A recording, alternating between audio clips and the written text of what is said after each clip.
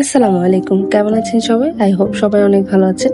আমি আবারও বেশ খানিক মাস পরে আবার ভিডিও আপলোড করছি। জানি আমি অনেক গ্যাপ দিই, আপনাদের কাছে বিরক্ত লাগতে পারে, এর জন্য আমার চ্যানেলে সাবস্ক্রাইবারও হয় না।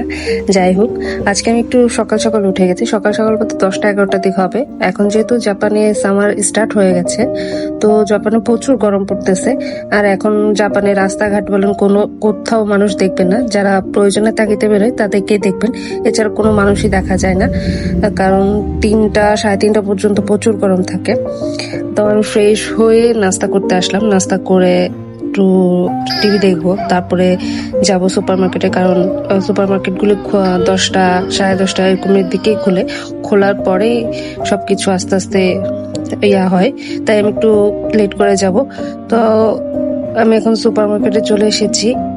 সুপার মার্কেটে এসে দেখেছি লিচু, আম, আনার, তরমুজ, এগুলি দেখে তো খুব খুশি হয়েছিলাম। বাট পরে দাম দেখে অনেকটা মন খারাপ হয়েছে।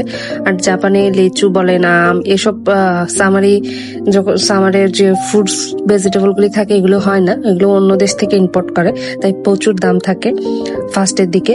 যখন গরমটা একটু মাঝামাঝি হয়ে যায় বা লাস্টের দিকে যায়, তখন আস্তে আস্তে ফ্রুটস ভেজিটেবল এগুলির দাম আস্তে আস্তে কমতে থাকে।